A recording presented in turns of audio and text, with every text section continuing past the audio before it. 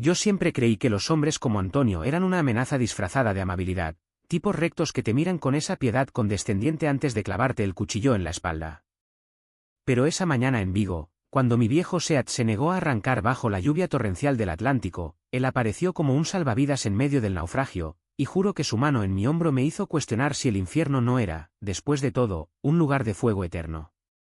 3 palabras bastaron para romperme: déjame ayudarte, Pablo, y en ese instante, supe que mi armadura de desconfianza se había agrietado para siempre.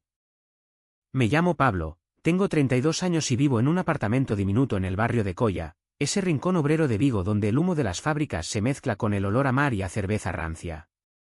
Trabajo como contable en una pequeña empresa de conservas, un curro monótono que me permite pasar desapercibido, como un pez plateado en un banco de sardinas.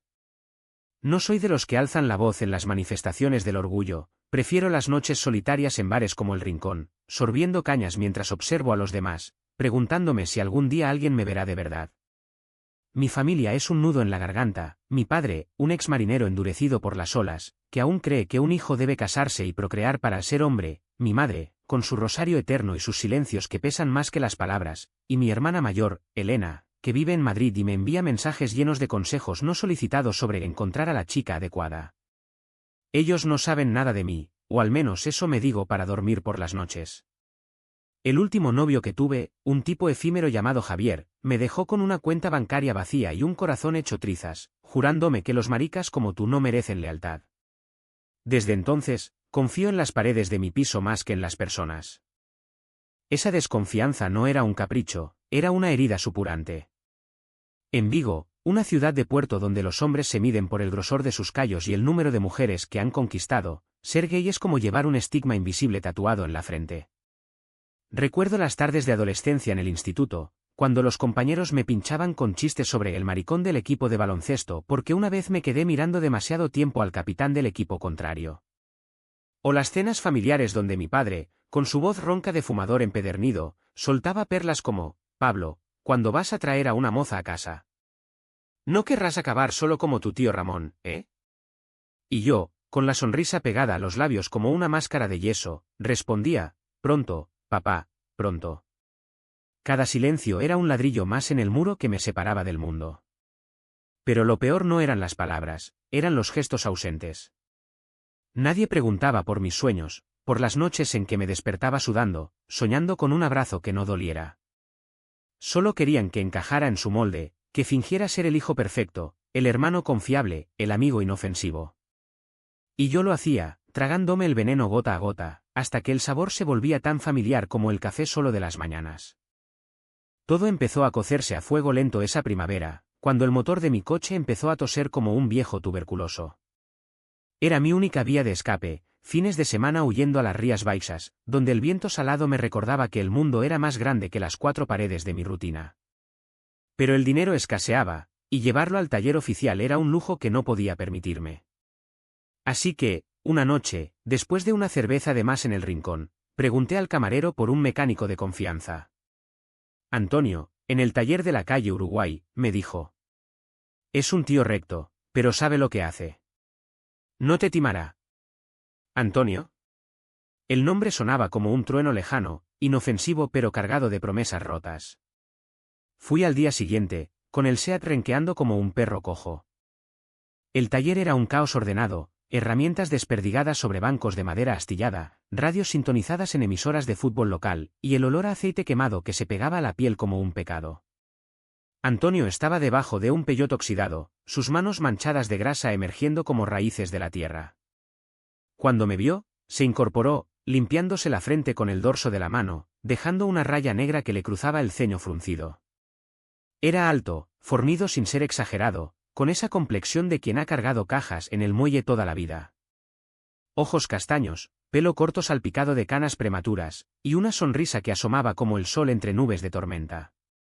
Buenas, ¿en qué te ayudo?, dijo, con ese acento vigués que arrastra las R's como redes de pesca. Le expliqué el problema: el coche se ahogaba al arrancar, como si le faltara aire. Él asintió, serio, y me pidió las llaves sin más preámbulos. Mientras inspeccionaba el motor, charlamos de tonterías, el tiempo, que en Vigo es siempre un traidor, el derbi gallego, que ese año prometía sangre, y mi trabajo, que describí como papeles y números que no mienten. El río, una risa grave que retumbó en el pecho del taller. Yo con los números soy un desastre. Prefiero las tripas de un motor, al menos, si algo falla, lo ves venir. Sus palabras eran simples, pero había en ellas una calidez que me desarmaba. No me miró como si fuera un bicho raro, me miró como a un igual. Al final del día, me dijo que era la bomba de combustible, y que lo arreglaría por la mitad del precio. No te preocupes, Pablo. Mañana lo tienes listo. Pásate a las 8. Esa noche, en mi piso, no pude dormir. Me tumbé en la cama, mirando el techo agrietado, y reviví cada gesto, la forma en que sus dedos rozaron los míos al darme las llaves de vuelta, el eco de su risa en mis oídos. ¿Por qué me afectaba tanto? Antonio era hétero, casado, lo vi el anillo de oro mate en su mano izquierda, padre de 2 chavales, según contó. Un pilar de la normalidad vigués. Y yo, un espectro en las sombras, anhelando lo que nunca tendría.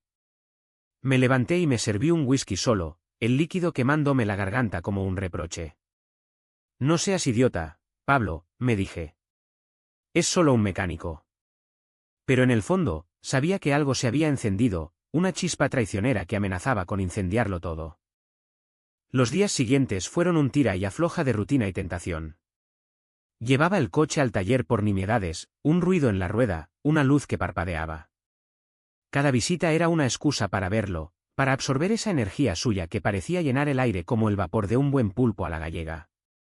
Hablábamos de todo y de nada, de su mujer, Marta, que regentaba una tienda de ultramarinos en el mercado de Overbés, de sus hijos, uno de 15 obsesionado con el fútbol, el otro de 12 que soñaba con ser ingeniero naval. Él preguntaba por mí, con esa curiosidad genuina que duele porque no esperas que exista. ¿Y tú, Pablo? ¿No tienes a nadie que te espere en casa después del curro? Su pregunta colgaba en el aire, inocente, pero para mí era una navaja.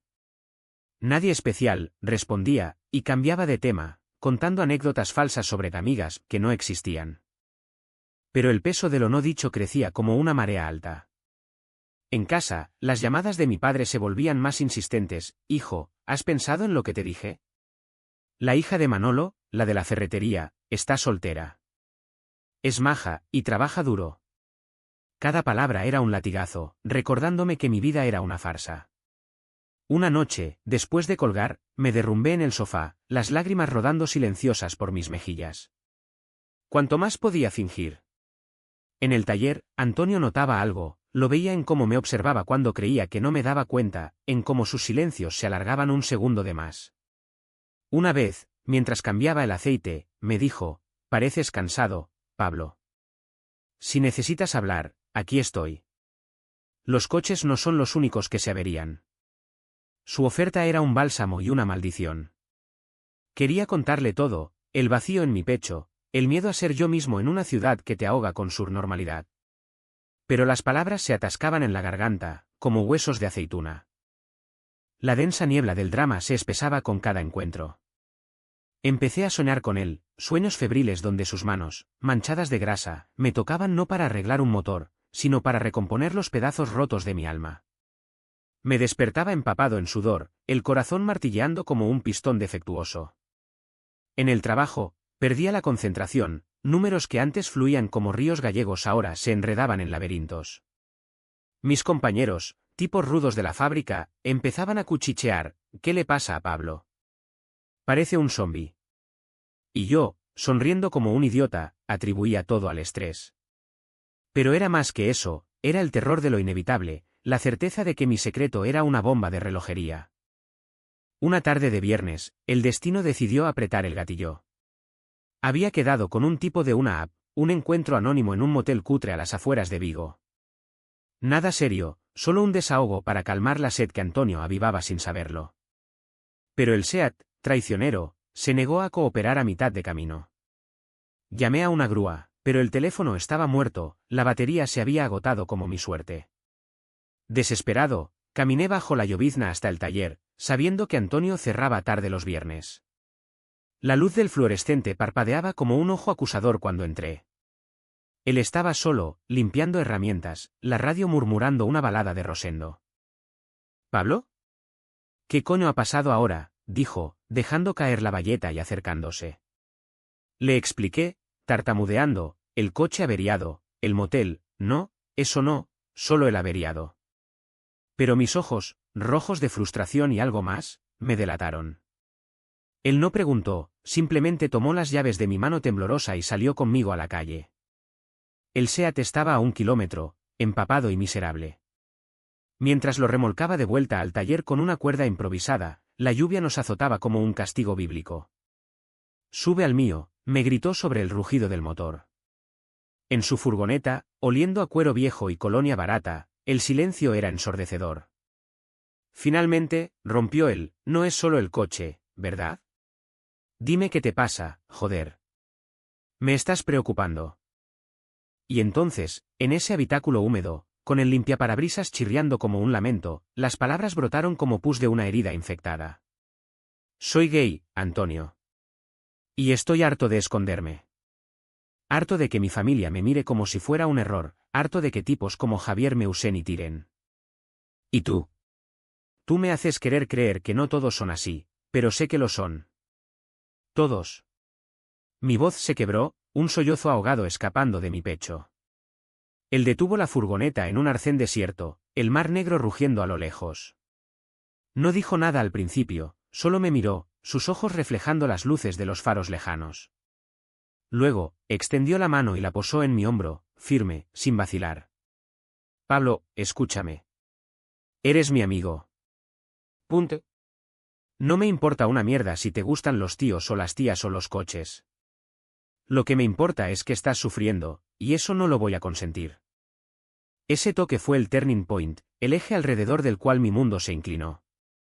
No era lástima, era solidaridad cruda, de la que duele porque te obliga a verte en el espejo.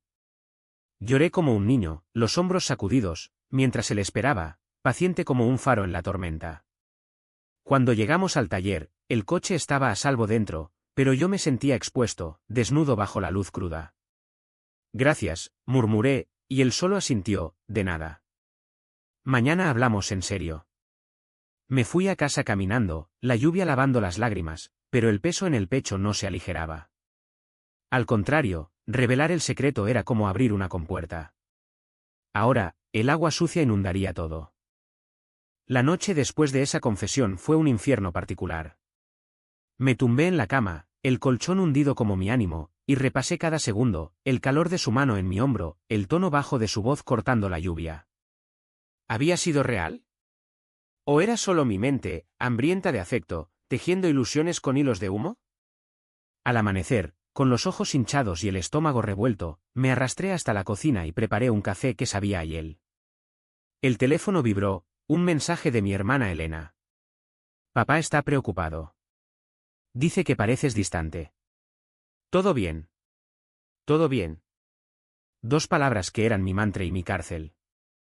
Respondí un sí, solo curro y bloqueé el número por un rato, el gesto de rebeldía durando lo que un suspiro. El taller me esperaba como un tribunal. Aparqué el SEAT, arreglado milagrosamente durante la noche, según un WhatsApp de Antonio, y entré con el corazón en la garganta. Él estaba allí, inclinado sobre un motor, pero se enderezó al verme, limpiándose las manos en el mono manchado. No hubo abrazos ni dramas, solo una palmada en la espalda y un «ven, tomemos un café» en la parte de atrás. El despacho era un cuartucho con una mesa coja y una cafetera que gemía como un alma en pena. Nos sentamos frente a frente, el vapor subiendo como fantasmas entre nosotros. «Anoche. Lo que dijiste», empezó él, removiendo el azúcar con una cuchara oxidada.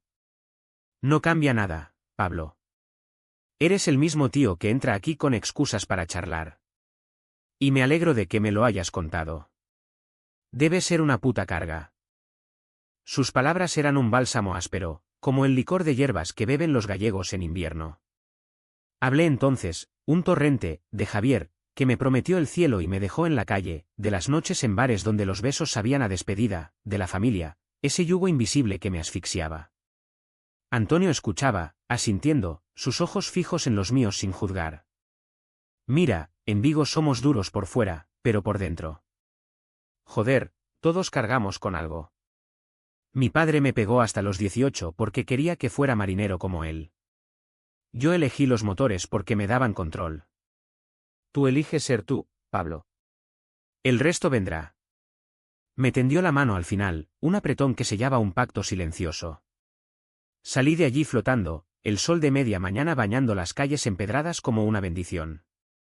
Pero la euforia duró lo que un espejismo. Esa tarde, en el trabajo, mi jefe me llamó a su despacho. Pablo, ¿estás bien? Tienes errores en los balances. Si hay problemas personales, dímelo. Problemas personales. La etiqueta que pegan a los que no encajan. Murmuré excusas y volví a mi mesa, las manos temblando sobre el teclado. Por la noche, una llamada de mi padre: hijo, Elena me dijo que estás raro. ¿Es una mujer? Si es eso, no te preocupes, todos pasamos por ahí. Su voz, ronca y paternal, me partió en dos. Colgué sin responder, y me serví un vaso de vino tinto, el caldo gallego que nubla la mente pero no el dolor. Los días se volvieron un baile precario.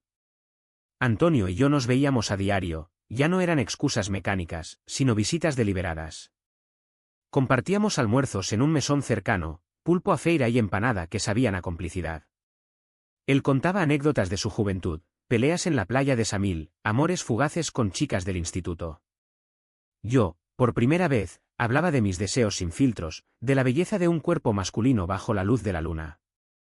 Él reía, no con burla, sino con esa franqueza que desarma. ¿Eres valiente, Pablo? Más que yo. Pero en el fondo, la semilla de la duda crecía. ¿Y si esto era solo piedad? ¿Y si un día su esposa, Marta, lo descubría y lo convertía en chisme de mercado? La presión familiar escalaba como una ola traicionera. Una cena dominical en casa de mis padres, en su piso de Balaídos, con olor a cocido y crucifijos en las paredes. Mi padre, con su barriga de cerveza y su mirada de halcón, pinchó desde el principio: Pablo, ¿sigues soltero? No querrás que te quedes para vestir santos. Elena, por videollamada desde Madrid, añadió: hermano, hay una app para ligar. Pruébala, pero con chicas, ¿eh? Reí, un sonido hueco, y cambié de tema al fútbol. Pero bajo la mesa, mis puños se cerraban hasta doler. Esa noche, caminando de vuelta, llamé a Antonio. Necesito verte. Ahora. Quedamos en el puerto, donde las luces de los barcos parpadeaban como estrellas caídas. Él llegó en su furgoneta, oliendo a taller y a mar. Me apoyó contra la barandilla mientras vomitaba mis frustraciones: me tratan como a un niño defectuoso. Como si mi vida no valiera sin una esposa al lado. Antonio me abrazó entonces, un abrazo de hermano, fuerte y sin ambigüedades. No les debes nada, Pablo. Nada. Vive por ti. Sus palabras me anclaron, pero también avivaron el fuego. Sentí su calor, su solidez, y por un instante prohibido, deseé más. Me aparté bruscamente, murmurando un gracias y huyendo a la noche. En casa, el espejo me devolvió un rostro demacrado, los ojos hundidos como pozos. La confianza que Antonio me había dado era un veneno dulce, me hacía anhelar lo imposible. Semanas después, el drama sordo estalló en fisuras. Empecé a notar miradas en el taller: un aprendiz joven, con cejas arqueadas y sonrisas torcidas, cuchicheando con otros. El Pablo ese no es un poco. Ya sabes. Antonio los calló con un grito: a trabajar, coño. Aquí no hay juicios. Pero el daño estaba hecho, el rumor se filtraba como aceite. En el trabajo, un compañero me invitó a un after y, borracho, soltó: oye, Pablo, ¿tú no sales con tíos? Mi primo es así, pero discreto. El comentario, disfrazado de confidencia, me dejó helado. Esa noche, solo en mi piso, bebí hasta el amanecer, el whisky quemando las dudas pero no apagando el pánico. Antonio lo notó al día siguiente. Estás hecho mierda. ¿Qué ha pasado? Le conté, las palabras amargas como bilis. Él maldijo en voz baja, su mandíbula tensa. La gente es imbécil. Pero no te toques, Pablo. Eres más fuerte que eso. Me regaló una cerveza fría y una historia: cuando me casé, mi suegro pensó que era un vago. Me lo dijo a la cara. lo mandé a la mierda y seguí adelante. Su ejemplo era un faro, pero el mar dentro de mí rugía cada vez más fuerte. La confianza naciente se volvía frágil, amenazada por sombras que no podía nombrar. El verano llegó a Vigo como un invasor implacable, el sol pegando en las aceras de granito hasta que el aire ondulaba como un espejismo. El taller bullía de actividad, turistas con coches alquilados averiados, locales preparando escapadas a las playas de las rías. Antonio y yo nos sumergimos en la rutina, pero ahora había una corriente subterránea, un hilo invisible que nos unía más allá de las charlas triviales. Él empezó a invitarme a barbacoas en su casa de los fines de semana, para que conozcas a la familia, coño. Al principio, dudé, entrar en su mundo era cruzar una línea, exponerme a juicios que aún me aterrorizaban. Pero su insistencia, esa mezcla de rudeza y cariño, me venció. La primera vez fue en su patio trasero, un cuadrado de cemento con una parrilla humeante y macetas de geranios rojos que Marta cuidaba con devoción. Sus hijos, Nico y Dani, correteaban con un balón, riendo con esa inocencia que duele en el pecho. Marta, una mujer de curvas generosas y pelo recogido en un moño práctico, me recibió con un abrazo que olía a pan recién horneado. Pablo. Antonio no para de hablar de ti. Dice que eres el rey de los balances. Su calidez era desarmante, sin rastro de sospecha. Cenamos sardinas a la plancha y vino albariño, el humo elevándose como oraciones al cielo estrellado. Hablamos de todo, de la crisis en la pesca, de las fiestas del Corpus en junio, de sueños infantiles. Por primera vez en años, me sentí parte de algo, no un intruso. Pero bajo la superficie, la vi KCH ambullía. Nico, el mayor, me miró de reojo durante el postre y preguntó, con esa crudeza infantil, ¿tú tienes novia, tío Pablo? El tenedor se me congeló a medio camino. Antonio intervino con una risa, preguntas indiscretas. Pablo es un lobo solitario, como yo antes de tu madre. Todos rieron, pero el pinchazo quedó, un recordatorio de mi otredad. Esa noche, de vuelta en mi piso, el silencio me aplastó. ¿Cuánto tiempo podría mantener la farsa en su mundo perfecto? Llamé a Antonio al día siguiente, la voz temblorosa, gracias por anoche. Pero no sé si puedo seguir yendo. No quiero joderlo todo. Él bufó al teléfono, tonterías. Eres familia ahora. Punto final. La familia. La palabra era un arma de doble filo. En la mía, las grietas se ensanchaban. Mi padre, en una de sus visitas sorpresa, llegó con una botella de orujo y el ceño fruncido, me acorraló en la cocina. Hijo, te veo cambiado. ¿Es drogas? ¿Deudas? Dime la verdad. Su preocupación era sincera, pero teñida de esa masculinidad tóxica que todo lo reduce a fallos reparables. No es nada, papá, mentí, sirviéndole un vaso. Pero él no cejó, mírate, Pablo. A tu edad, yo ya tenía a Elena en camino. Encuentra a alguien, hazme abuelo antes de que me muera. Sus palabras eran balas, cada una rebotaba en mis costillas, recordándome el abismo entre nosotros. Esa noche, después de que se fuera, me derrumbé contra la puerta, sollozos mudos sacudiendo mi cuerpo. ¿Por qué no podía simplemente decirle la verdad? El miedo, ese viejo compañero, me susurraba, te perderás. Antonio se convirtió en mi confesor involuntario. En el taller, entre chispazos de soldadura y el zumbido de compresores, le descargaba el peso. Siento que vivo en dos mundos, Antonio. El tuyo, donde soy aceptado pero no del todo, el mío, donde soy un fantasma. Él pausaba, limpiando una bujía con un trapo sucio, y respondía con sabiduría de calle, el mundo no es binario, Pablo. Es un motor jodido, con piezas que no encajan pero funcionan. Tú encajas donde quieras. Sus metáforas mecánicas me arrancaban sonrisas, pero no borraban la erosión interna. Empecé a beber más, cañas en el rincón que se convertían en botellas solitarias en casa. El alcohol adormecía el dolor, pero avivaba los sueños, visiones de Antonio, no como amigo, sino como anhelo, sus brazos envolviéndome en la oscuridad del taller. El de Nenen alcanzó su punto álgido en agosto, durante las fiestas de la Virgen. Vigo estallaba en chiringuitos y verbenas, el aire cargado de pólvora y marisco. Antonio me arrastró a una noche de queimada en la playa de Rodas, con Marta y los niños. El fuego crepitaba en la calabaza, el conjuro recitado en gallego invocando a los espíritus. Bebimos el licor flameante, el calor bajando por la garganta como lava. En un momento de euforia, bailamos al ritmo de gaitas y panderetas, cuerpos sudorosos en la arena. Antonio me levantó en un remolino de risa, sus manos en mi cintura un segundo demasiado largo. El mundo se detuvo, sentí su aliento en mi cuello, el pulso acelerado.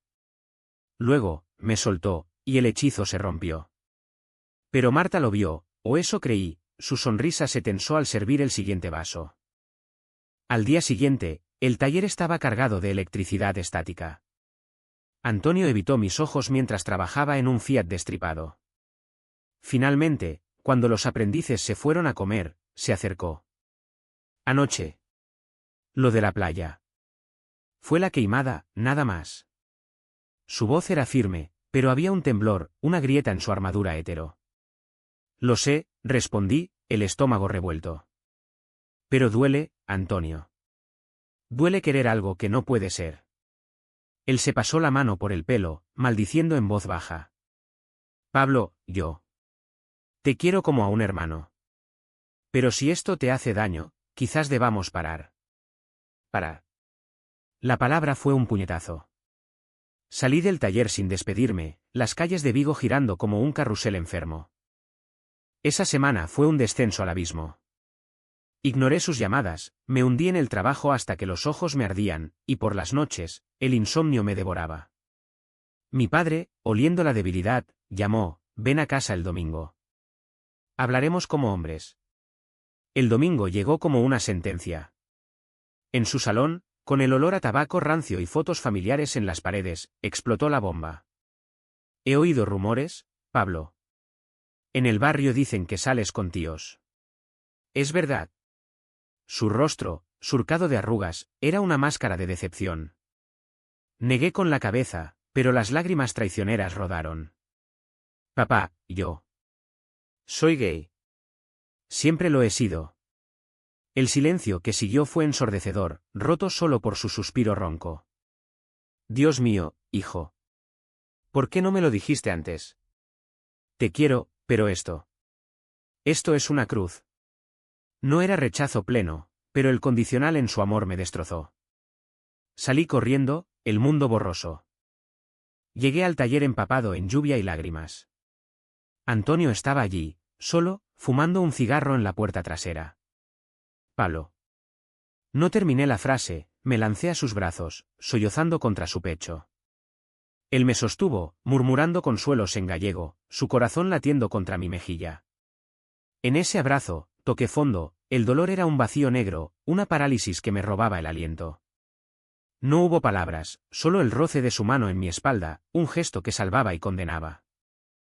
El fondo era un lugar frío y pegajoso, como el barro del puerto después de una marea baja. Pasé días en una niebla de apatía, el mundo reducido a sombras grises. No iba al taller, mandaba excusas por mensaje a Antonio, mentiras sobre gripes y horas extras. En casa, las paredes se cerraban, el eco de la confesión a mi padre rebotando como un veredicto. Él no llamó, el silencio era su castigo, una excomunión muda. Elena sí lo hizo, desde Madrid, su voz un torrente de empatía forzada. Pablo, papá está procesándolo. Dale tiempo. ¿Pero por qué no nos dijiste? Somos familia. Familia. La palabra ahora sabía a ceniza. Antonio no se rindió. Un mediodía, mientras masticaba un bocadillo frío en la oficina, su furgoneta aparcó frente al edificio. Bajó con una bolsa de papel, el olor a empanada de zamburiñas filtrándose por la ventana. Baja, coño. No aceptó un no. Lo seguí como un autómata hasta un banco en el parque de Castrelos, los castillos medievales erguidos como jueces indiferentes. Sacó la empanada y una cerveza, repartiendo porciones con esa eficiencia de taller. Come. Y habla. Pero hablar era un lujo que había perdido, las palabras se atascaban, inertes. Él no presionó, contó en cambio de su propio abismo, una depresión postparto de Marta que lo dejó navegando solos en la oscuridad. Pensé que era el fin. Pero salí porque tenía que, por ellos. Tú también saldrás, Pablo. Por ti. Sus palabras eran semillas en suelo árido, pero algo germinó. Esa tarde, volvimos al taller juntos, el SEAT ronroneando como si nada hubiera pasado. El trabajo me ancló, manos en el volante, el mar a un lado, la ciudad extendiéndose como una promesa rota. Pero el peso persistía, un lastre que me hundía en momentos inesperados. Una noche, en el rincón, un desconocido se acercó, oliendo a colonia cara y desesperación. «Eres guapo. Una copa». Normalmente, habría huido, esa vez, lo seguía un callejón oscuro, besos urgentes contra la pared húmeda. Fue un desahogo vacío, cuerpos chocando sin conexión. Al amanecer, solo en mi cama, el vacío se amplió. ¿Era esto todo lo que merecía? La turning point se profundizó en capas, no un estallido sino una implosión lenta. Mi padre rompió el silencio una semana después, con una carta manuscrita, letra temblorosa, tinta azul desvaída. «Hijo, no entiendo tu mundo, pero eres mi sangre. Ven a comer el domingo. Trae tu verdad». Era un puente frágil, pero un puente al fin. Fui, el corazón un tambor de guerra. En la mesa, con cocido humeante y crucifijo vigilante, hablamos. No fue fácil, sus preguntas eran torpes, cargadas de prejuicios gallegos. ¿Es pecado? ¿Puedes cambiar? Respondí con honestidad cruda, no es elección, papá. Es quien soy. Y duele esconderlo. Lágrimas en sus ojos, arrugas profundizándose. Lo siento, Pablo. Por no verte antes. El abrazo al final fue rígido, pero real, un primer paso en terreno minado. Antonio celebró la noticia con una cena improvisada en su casa. Marta, con su intuición de madre, había atado cabos, me lo dijo mientras picaba cebolla para el caldo. Antonio te adora, Pablo. Como a un hermano. Y yo también. Sea lo que sea. Su aceptación, sin fanfarrias, me desarmó más que cualquier discurso. Esa noche, alrededor de la mesa, con niños parloteando y vino fluyendo, sentí un atisbo de pertenencia.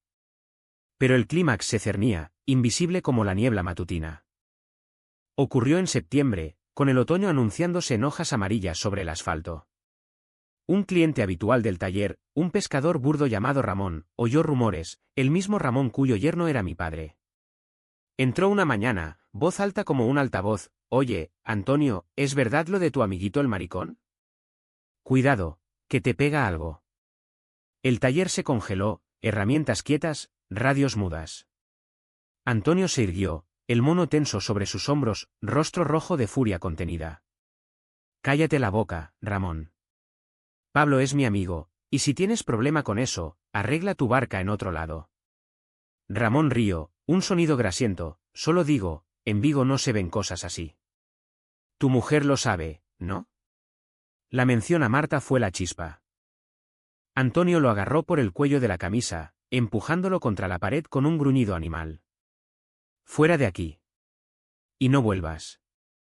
Ramón se zafó, mascullando insultos, pero se fue. El silencio posterior fue un vacío atronador. Yo, testigo mudo desde la puerta, sentí náuseas subir. «Antonio, no tenías que». Él se volvió, ojos llameantes: «Sí tenía. Nadie toca a los míos». Pero en su voz, un temblor, el costo de la lealtad empezaba a pesar. Esa tarde, solo en el taller, explotó el clímax. Marta llegó inesperada, rostro pálido bajo el maquillaje. «Antonio, ¿qué es eso de Pablo?» «Los rumores del mercado». Él lo negó todo al principio, pero ella insistió, voz quebrada: «No soy idiota. Te veo como lo miras. ¿Hay algo?» El aire se espesó, cargado de años de matrimonio en jaque. Antonio, acorralado, soltó la verdad: «Es gay, Marta. Y lo ayudé porque es mi amigo. Nada más». Pero ella, herida en su orgullo, vio traición donde no la había. «Tu amigo. Siempre excusas. ¿Y si es más? En este barrio, nos mirarán como a raros». La pelea escaló, platos volando en la cocina de su casa, me lo contó después, voz ronca por el teléfono. «Me ha pedido espacio, Pablo. Dice que necesita pensar». El golpe me dejó aturdido.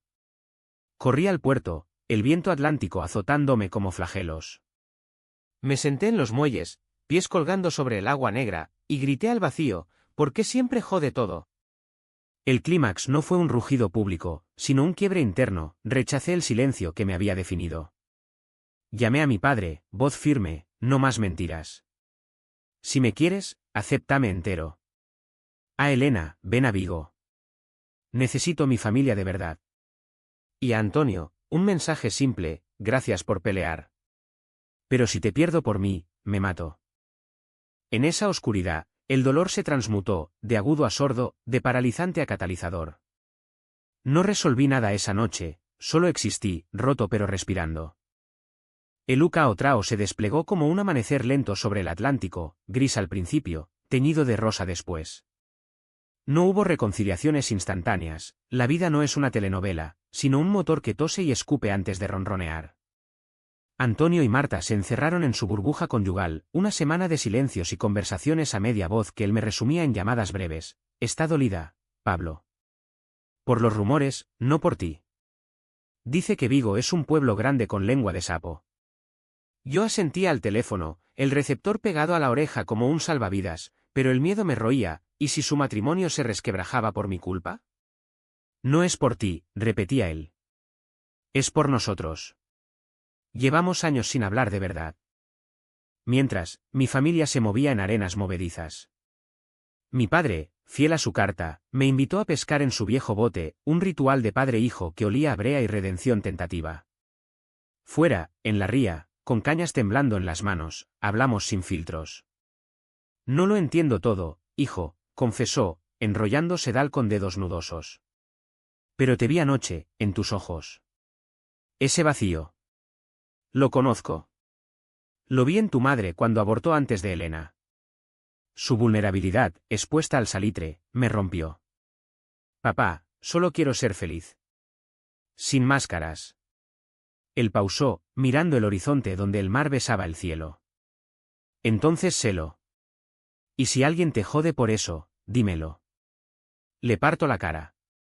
No era aceptación plena, pero era un comienzo, un padre que elegía el amor sobre la doctrina, pagando el precio de sus prejuicios en noches de insomnio. Elena llegó un viernes, maleta en mano y ojos hinchados de llanto telefónico. Nos abrazamos en la estación de autobuses, el bullicio de viajeros envolviéndonos como un coro mudo. Idiota, murmuró contra mi hombro. ¿Por qué tardaste tanto? Pasamos el fin de semana en mi piso, empanando el aire con recuerdos y reproches. Ella contó de su propia lucha, un divorcio reciente, la soledad de Madrid que la devoraba. Pensé que eras el fuerte, Pablo. El que tenía todo controlado.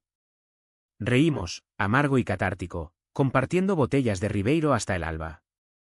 Al irse, dejó un regalo, un llavero con la bandera arcoíris, grabado por mi hermano, el valiente. Pequeño, pero pesado como un ancla. Antonio reapareció tras 10 días de limbo, su furgoneta aparcando frente al taller con un rugido familiar. Bajó, barba de 3 días y ojos enrojecidos, pero con esa sonrisa torcida que era su firma. Marta y yo hemos hablado. ¿Mucho? Terapia de pareja, joder. Dice que te quiere conocer de verdad. El alivio me inundó, caliente como un chorro de aceite. Esa tarde, en el mesón de siempre, brindamos con cañas, por la amistad que sobrevivió al fuego, por las grietas que dejan pasar la luz. Pagaste un precio alto, le dije, clink de vasos. Él se encogió de hombros, el matrimonio es eso, Pablo. Arreglar averías. Y tú vales la pena. Pero vi el costo en sus ojeras, noches en vela, dudas que no compartía. La chala no era lineal, había retrocesos. En el trabajo, los rumores persistieron, un compañero renunciando a un ascenso compartido por no querer líos. Lo encajé con una dignidad nueva, respondiendo a miradas con cabeza alta. En bares, empecé a coquetear abiertamente, no con desesperación, sino con curiosidad. Un encuentro con un profesor de historia, ojos verdes y risa contagiosa, me recordó que el deseo podía ser tierno, no destructivo. No duró, pero plantó una semilla, la posibilidad de amor sin cadenas. Antonio y yo volvimos a la rutina, pero transformada. Paseos por la playa de Samil al atardecer, hablando de todo, sus miedos a envejecer irrelevante, mis sueños de viajar a Lisboa sin cargas. Él confesó, una noche con el mar lamiendo la arena, cuando Marta dudó, pensé en ti. No como eso, sino como el tío que me hace mejor. Gracias por ser honesto. Sus palabras eran un bálsamo, curando la herida de mi deseo no correspondido. No era eros, sino agape, amor fraternal, el más resistente. Mi padre pagó su cuota en gestos pequeños, una llamada semanal, cuéntame de tu semana, hijo, sin presiones. Una vez, incluso mencionó el orgullo, si vas, avísame. Quizás te acompañe. No lo hizo, pero la oferta era un puente sólido. Elena mandaba fotos de Madrid, con captions como orgullosa de ti. El mundo se ensanchaba, pedazo a pedazo. Pero el té regia no era solo mío, reverberaba. Ramón, el pescador, perdió clientes en el taller por su lengua suelta, Antonio rechazó su barca, y otros siguieron. Se disculpó, torpe y avergonzado, lo siento, Pablo. Fui un cabrón. No lo perdoné de inmediato, pero el tiempo suaviza bordes. Antonio y Marta emergieron más fuertes, su matrimonio un motor retocado, rugiendo con honestidad nueva. Él me lo dijo, riendo, me ha hecho prometer no más héroes solitarios. Ahora, compartimos las cargas. En esos meses, yo empecé a vivir correcto, salidas con amigos nuevos del colectivo local, un blog anónimo donde vertía mis tormentas. No era victoria grandiosa, era cotidianidad ganada, un SEAT que arrancaba sin toser. El invierno envolvió Vigo en un manto de niebla y lluvia persistente, el viento del norte ululando como un lamento viejo. Caminaba por las ramblas al atardecer, el farolillo de la farola reflejándose en charcos como ojos acusadores, y me preguntaba si el cambio era real o solo una pausa en la tormenta. Habían pasado meses desde el clímax, y la vida se había asentado en un ritmo nuevo, no perfecto, pero mío. El taller era mi segundo hogar, Antonio, mi brújula. Una mañana de diciembre, mientras nevaba, raro en Vigo, un milagro efímero, me llamó, ven. Tengo una sorpresa. Aparqué el SEAT, ahora impecable gracias a sus manos, y entré al bullicio navideño, guirnaldas baratas y radio con villancicos gallegos. Allí, en el centro del taller, un grupo pequeño, Marta con un ponche humeante, los niños con gorros de Papá Noel, mi padre, con una botella de licor café, y Elena por videollamada en una pantalla improvisada. «Feliz Nadal, Pablo», gritaron al unísono. Era una emboscada de afecto, crudo y desmañado. Mi padre me abrazó torpe, murmurando, «Hijo, este año lo celebramos a tu manera». Lágrimas picaron, pero las contuve, este era mi triunfo silencioso. La cena fue en casa de Antonio, marisco fresco, tarta de Santiago y risas que llenaban el aire. Hablamos de tonterías, el Celta descendiendo otra vez, los planes para fin de año, y de verdades, mi padre admitiendo sus fallos pasados, fui un idiota, Pablo. Pero aprendo, Marta contando cómo el escándalo la obligó a enfrentar sus propios miedos, pensé que eras una amenaza, pero eres familia. Antonio, alzando su vaso, remató, por los gestos que cambian todo. Como el día que te ayudé con el coche. Brindamos, el tintineo un eco de cadenas rotas. Después, solo con Antonio en el patio, fumando bajo la lluvia fina, el deam se posó. Sabes, Pablo, aquel gesto no fue heroico. Solo humano. Asentí, exhalando humo al cielo plomizo. Pero me salvó. Me enseñó a confiar, no solo en ti, sino en mí. Él sonrió, apagando el cigarro. Eso es lo que cuenta. Ahora, ve y vive. De vuelta en mi piso, con el eco de risas aún en los oídos, me senté ante la ventana. Vigo dormía bajo la lluvia, luces parpadeando como promesas. No había finales felices absolutos, solo días que se encadenan, con sus tormentas y claros. ¿Era libre? Casi. ¿Feliz? En construcción. Pero por primera vez, el espejo reflejaba no un impostor, sino un hombre entero. Y en el silencio, una pregunta flotaba, no como duda, sino como afirmación, ¿y si la confianza no es un regalo, sino una elección diaria? El mar, allá abajo, rugía su respuesta eterna.